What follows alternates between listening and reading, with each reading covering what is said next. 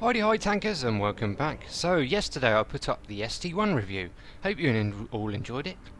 But a few days before that I was playing it quite regularly to try and get you some really good footage to highlight just how strong this tank is.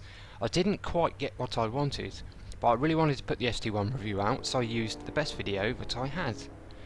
So that was uploading to YouTube yesterday and I was just sat here with this on the screen still. So I had nothing better to do, so I jumped in the ST1 for a quick game. And this happened.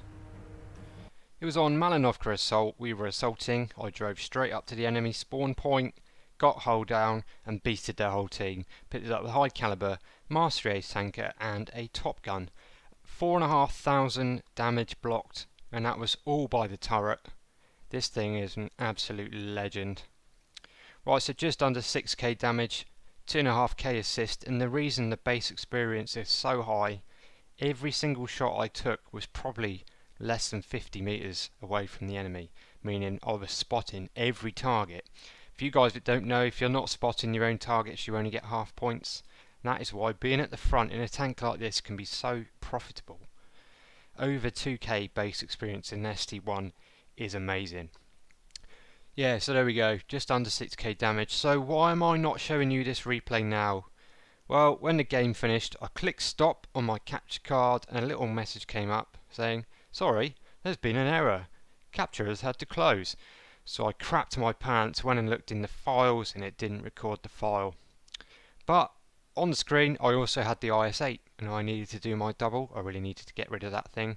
So I jumped in it and I had a similar result. Let's go. Here we go, we're on Mountain Pass in the IS-8. It's a heavily tier 9 game. There's a lot of tier 9s on the enemy team and there's some really strong tanks including T95s and ST1s, VKBs. I was not hoping for very much in this game at all really. My previous experience in this tank, I'd get penetrated by anything from anywhere, whether I'd side scrape, get hull down, etc. Just doesn't seem to work for me. So like I said, I wasn't really expecting much from this game at all. So I took a bit of my own advice in this game. I decided to try and play it as a medium or a heavy medium. I'm going to try and get into some forward positions which normally only the mediums can get to at the start of the game. Again, looking from the map, I was a bit concerned about this game as well. It appears only me and one other are coming this way. Heavily tier 9 game, it only takes a couple of strong tanks to push around that corner and I am dead. So you have to take the risk. If they come around there in any sort of force, I'm dead, but if they don't and the targets get lit up across the way there, I can just sit back and put this 122mm gun to work. Right, so that guy, I didn't even know what it was. Tracked him, and luckily tracked him just before he got taken out, so I picked up some tracking points there.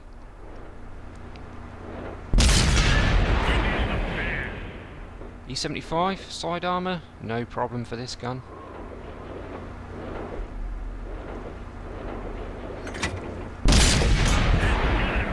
The accuracy isn't letting me down at the minute. But you can probably see this position, guys. If you don't know about it at the start of the game, if the enemies do try and push down that hill the other side and try and push that flank hard and they get held up by your team, then they're sitting ducks. I have found though that this only works in higher tiered games.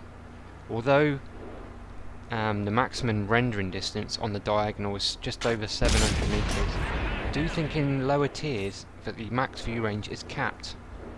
Because I can't seem to do this in sort of tier 5 tanks. They just don't seem to be rendered on the screen. I don't know if that's a different game mechanic.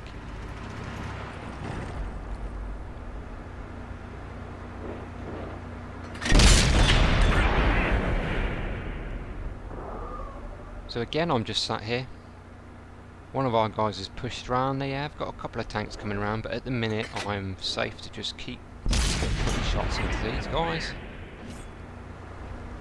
I would have thought about the amount of damage I've done to them over there already, but the guys that went that way from our team wouldn't have had a problem finishing them off. But that is not going to be the case. Target locked. Let's find another target. T-95 appears on the bridge. These are all flanking shots. I've got the sides of all of these tanks.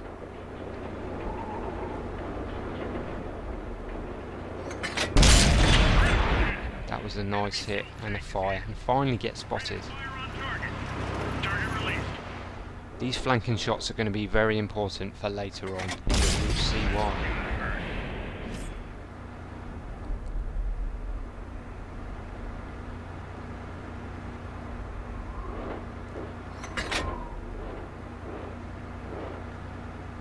You might think I'm not really doing the job of a heavy tank at the minute, but the IS-8 isn't really a traditional heavy tank. It does have a really good gun though, and it's quite mobile, so I'm trying to fulfill the role of a medium and trying to plug the gaps where I can. Right, so as you can see, the entire right hand flank in the north is gone, even though we put quite a lot of side shots in. But we have a lot of guys in the middle that are mincing around. So I've decided to push on back and try and defend the cap. Prototype at range, moving target with a Russian gun, yep, no problem.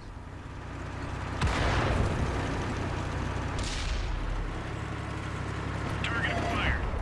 Target unlocked. Right, so I'm just going to push straight to the cap, but I don't want to lose any health. So I'm going to go and help these guys first.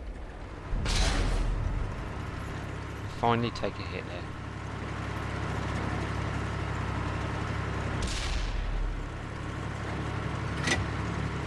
So we have our own Dome Turtle there, and he's just sitting back. He would be better off pushing around, trying to get these guys finished as quick as possible.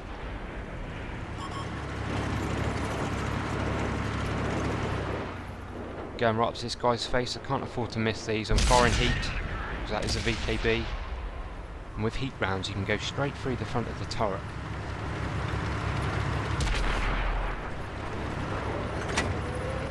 Comes their Doom Turtle. I don't want to get hit. I backed off because I knew that Tiger P was going to be dead. He was in the completely wrong place. It's not really his fault though. That T-95 was behind him. He could have pushed up a lot sooner. But now I'm just... T-95 is not seeing me as a threat, so now I'm just going to punish him for his catches. Now he's down to a one shot, so I switch to HE. Ready to fire on target. Target So I've switched to HE, but there's still an STA-1 there, but he's low enough health anyway. Oh, and I missed that shot. That was a crucial shot, but the team take him out. Going for the reload. T-95, remember, even when you're using HE, aim for a weak spot. If I'd have hit his gunman or something like that with HE, there would be a good possibility of doing 0 damage there, and he'd still be alive. Right, so we cleaned up that little situation, and now hopefully I have enough time just to get back to the cap just in time. ready to fire on target. Boom, snapshot, auto aim, not a problem for a Russian gun. I'm being sarcastic, by the way. So our T-28 goes in, he's sitting straight in front of a full health ST-1. And he goes down without resetting the cap, so this next shot is crucial. I've got heat loaded. T-71 goes in to take this guy's attention. I reset the cap just in time. We've got a guy capping, so I either need to just stay alive till he caps or try and kill this guy. I get round him. T-71 still taking his attention. I go for a tracking shot, but I mess up here. He starts to turn around.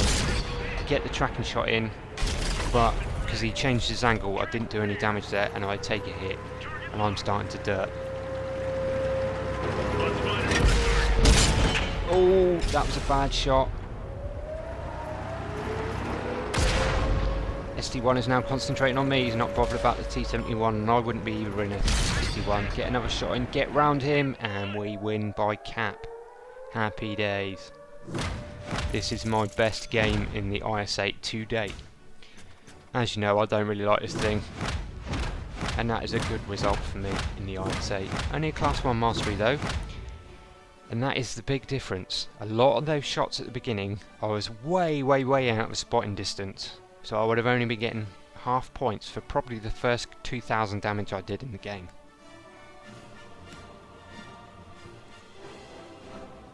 6,634 damage. That is my best game in the IS-8 so far. But there we go, the base experience is way off what I did in the ST1, and that is purely because of the range I was firing the shots. Right, there we go guys, hope you enjoyed today's IS-8 Goes Mad video. Try and put some more videos up like this soon. The gameplay on Xbox One seems to be improving lately. Yesterday was the best day I've had on World of Tanks Xbox One so far. The teams just seem to be improving and I'm having a lot more fun. Right, cheers guys as ever, thanks for watching. Please give the video a like if you did, please sub if you're not, and I'll catch you on the next one. See you later.